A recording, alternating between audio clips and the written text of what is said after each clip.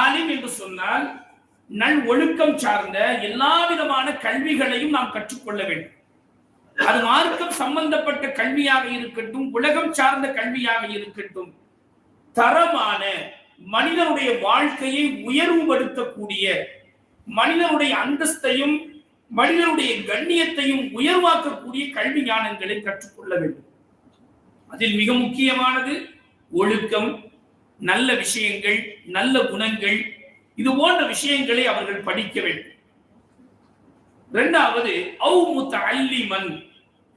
எந்த விஷயத்தை நாம் கற்றுக்கொள்கிறோமோ அதை பிறருக்கு நாம் சொல்லித்தர வேண்டும். எதை நாம் கற்றுக்கொண்டோமோ அதை பிறருக்கு போதிக்க வேண்டும்.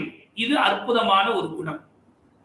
படிக்க வேண்டும், படித்ததின்படி நடக்க வேண்டும், பிறகு படித்ததை அடுத்தவர்களுக்கு போதிக்க வேண்டும்.